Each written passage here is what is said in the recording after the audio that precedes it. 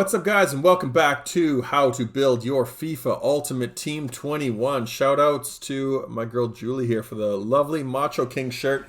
Got to get the Macho King on the back there. Really awesome shirt. So I promised that I would wear it in today's episode, and I am. I wanted to show off some old school wrestling flavor for the video, but that is not what you guys are here for. It was just a little side note. I just thought it was a really nice little gift from her, so thank you to you. What today's episode is going to be is actually us finally taking the team online. Now, there's only going to be one game in here. It's not going to be super long, and you guys will see why. But it was still us just finally getting going. And the only reason for this was just because, guys, I was thinking about this.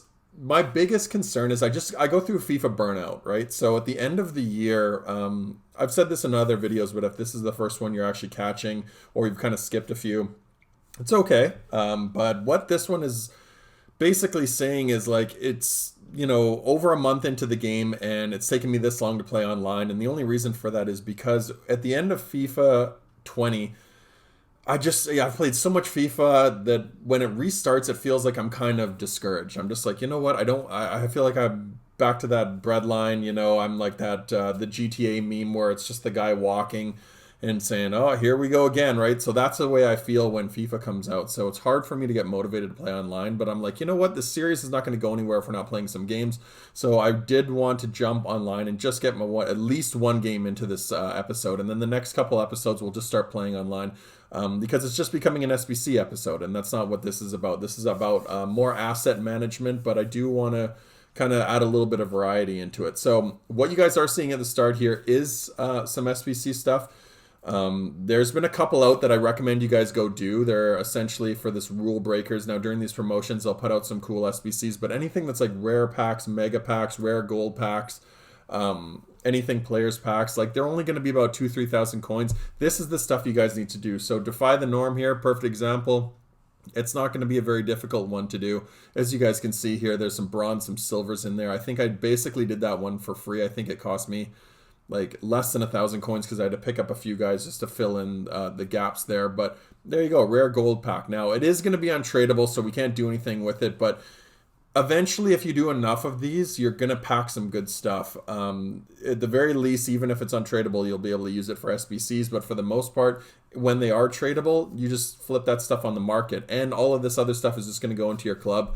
Assuming these packs are, if this one was tradable, you would be able to flip the contracts, I was going to say fitness, but fitness isn't in there. And I'm finding a lot of the consumables and the TIFOs and the stadium stuff. I didn't think there was going to be a whole lot in that, but apparently this stuff goes, for quite a bit. I was trying to find black seats for my stadium because it was driving me crazy having orange and yellow contrasting. So when I was looking at black seats, they were going for almost 2,000 coins, right, for black seats. So if you pack that stuff, don't think it's just garbage. That's the type of stuff you need to flip. Also TIFOs and badges and stuff like that, they're slowly starting to come down, but if you do pack anything like PSG or Man United or Liverpool, that stuff is all going to sell. Barca, Real Madrid, any of the big clubs, make sure you guys are looking at the market and checking out what that stuff sells for, because even 500 coins here and there might not seem like a lot, but look, that's a game or two, right? So would you rather just sell this one TIFO or this one badge, or would you rather go spend 15 minutes playing a game,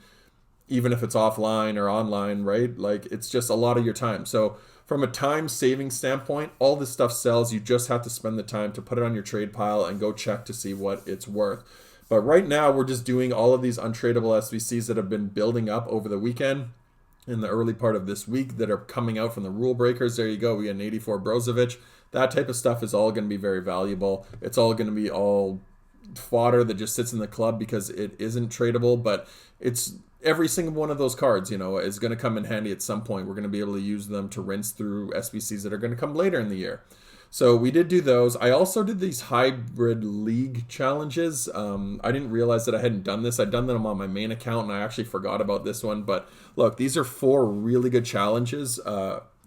One of them is going to give you a rare players pack, which is super valuable. And then you're also going to get, I think there's a mega pack in one. And then the other ones are they're lesser. The 2 easier ones are lesser known packs. But at the same time, at least you're going to go out and get some good stuff, right? So you're going to get 11 rare cards. The mega pack, you're going to get at least 5 or 6 rare gold cards. So like your chances of packing something are actually quite good. Funny enough for me, I didn't pack anything really valuable for mine, but at the end of the day, it's not that big a deal. I'm just as happy just putting that stuff in the club. Again, it's just rinse and repeat, rinse and repeat, rinse and repeat. Because when you do miss these SBCs, that's when you miss out on potentially getting someone good. Like here, Thiago Silva, 85 rated card, doesn't really go for a whole lot. It's actually the third time we've packed him already this year, and I haven't even played that much. But look, he's going to go up in value when things like Icon SBCs come out. So all of these new types of things are starting to slowly roll out. I noticed they put out a thing for their esports. I can't even remember what they've changed the name of it so many times. So it's like FIFA Gaming Series or FIFA Global Series, excuse me. So I think it's FGS is what it's called. And they're going to do something along those lines. So when you're watching the FGS, you can get free packs. Like that type of stuff is very valuable. So make sure you link your Twitch account with your EA Sports account, because look, they're just going to give you free tokens just from watching esports, which I like watching anyway. So getting free stuff for that, I'm more than happy. And then you can use it to go get yourself, I think one of them was like a jumbo rare players pack if you watch like 5 of them or something like that. So, just free stuff. But while all of these things are slowly starting to come out, they're going to start releasing SBCs with all of these types of things. So like their esports events, their promotions throughout the year, all of this stuff is going to have like these surprise pop-up SBCs that are going to come out almost every day. And you're going to need fodder for them, or else you're going to be paying a ton to go pick up this stuff on the market. Like for example, they had one where on my main account, I actually ended up going and buying some common UCL cards, because I didn't realize you got them for free by just doing an accomplishment or an achievement or an objective, excuse me.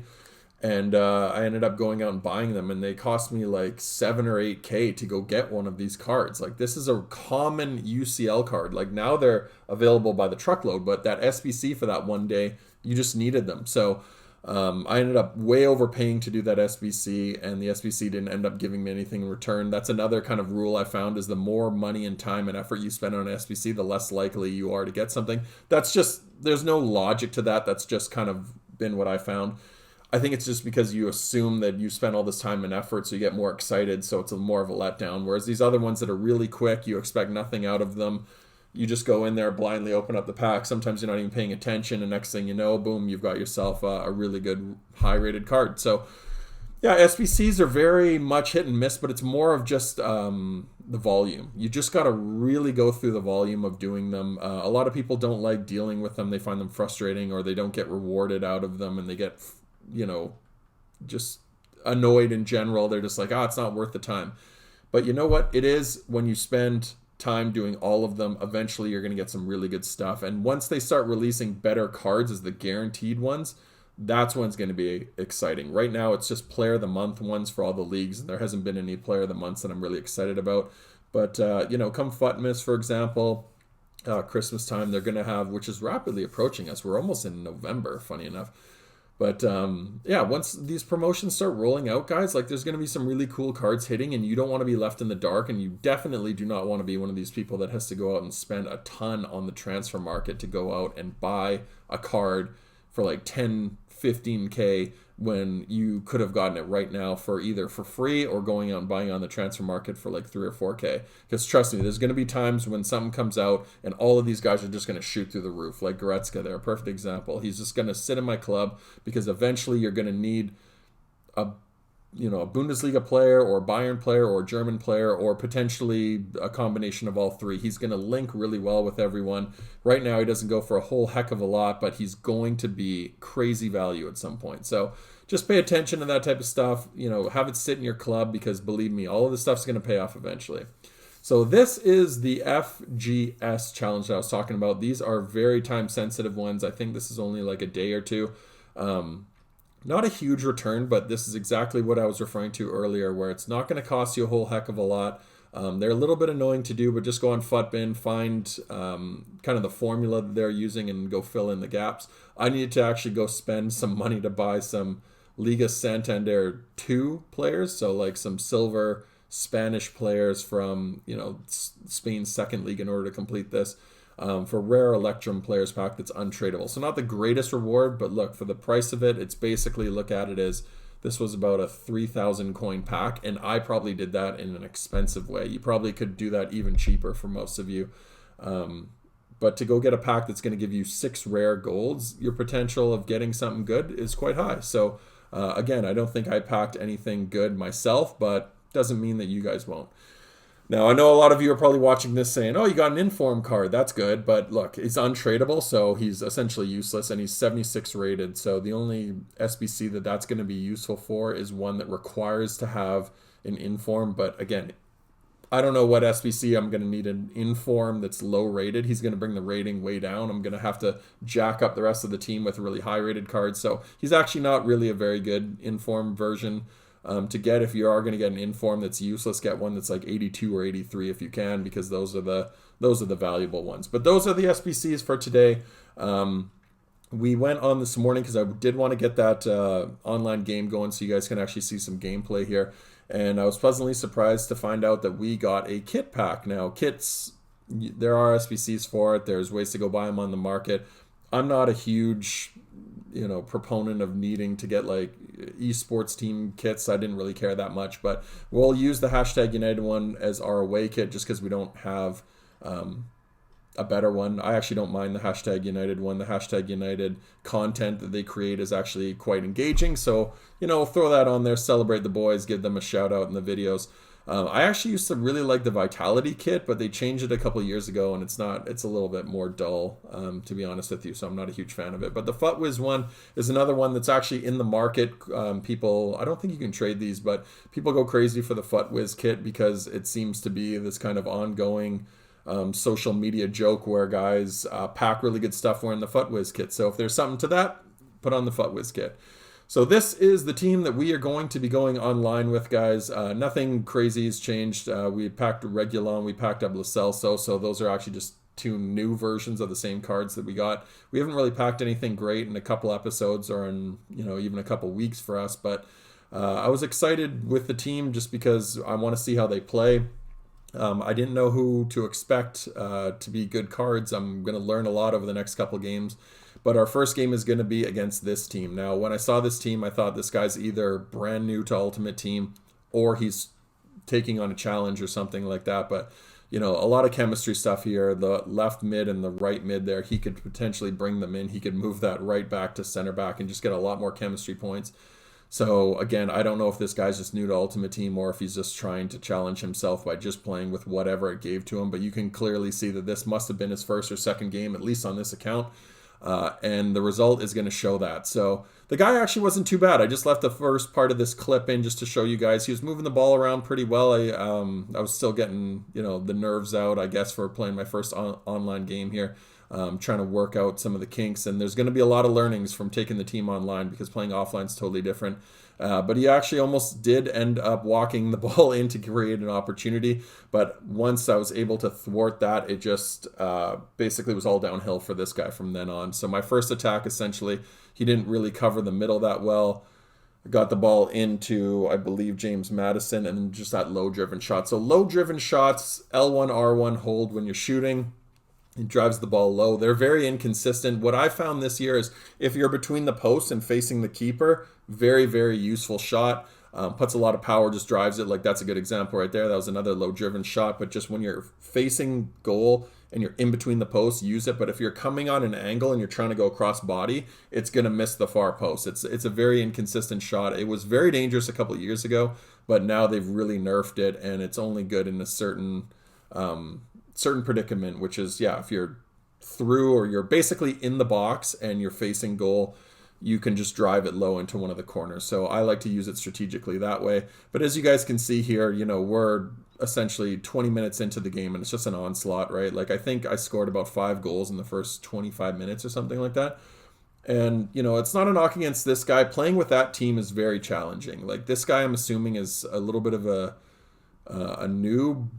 I don't want to use the term noob because it almost sounds derogatory, but he was a newer player. You can tell that he wasn't like a fantastic FIFA player, but playing with the team on that low of chemistry, it's always going to be an uphill battle. Like my team was just absolutely beasting this guy. Like there you go, that low-driven cross, which I believe is R1, and then square. He just drives it low and then volleys it in. once it hit 5-0, that's when the guy kind of, I don't want to say he stopped playing because he didn't stop playing, but he wasn't trying aggressively to get the ball back. He was just kind of passing the ball around very casually. He was just wearing out the clock. And a lot of people get mad because they're just like, why don't you just quit? I don't recommend quitting even if you're getting stomped. You're either going to learn or, you know, go get the coins, right? Like, especially for this guy, he's got probably no coins. He's probably doing this on a free-to-play account. So go out and get the chemistry or the coin boost. Don't quit out. There's no point in that. I recommend playing. I know it's frustrating, but this guy essentially stopped playing. I recommend going and playing and just try learning from somebody who's better than you. Like, there's going to be instances where you guys are going to see I'll eventually come up against people that are better than I am. And, you know, I never quit. I try as hard as I can to just, even if I'm getting spanked, I'll never just stop playing. I always at least try to power through it. And maybe that's just ego or pride or what. But, you know, I'm going to learn more from playing against a good guy, pick up tips and tricks. But just quitting and just standing there doesn't really do you any good, right? You can go get coins, you can go get all the good players in the world, but you're not going to be a better FIFA player because of it. Like, you can have a fantastic team, but if you're not very good, you're not very good, and no team in the world is going to make you a better FIFA player. So that's my tip for today, because you're not going to learn a whole lot from this game. We ended up winning 10-0. I promise I wasn't trying to run up the score. If anything, I stopped scoring, but it was just, there were so many times where I was like just in front of goal, and I'd either have to turn around and actually go back, and I ended up scoring maybe like 2 or 3 more goals just because I was literally right in front of goal. I'm like, I might as well just pass it into the net or something like that. But again, it wasn't about embarrassing this guy. The first 5 were just, you never know when a guy's going to pass a controller off or just turn on the jets. So I made sure I got 5, but after that, it was just a landslide from there. So that's our first online game. We'll be playing more games as these episodes start to roll on. I promise it's not going to be all SBCs, and you guys will get some tips and tricks as we go. But that is going to be the end of today's episode, guys, and I appreciate you all for watching. And until next time, guys, take care. Peace.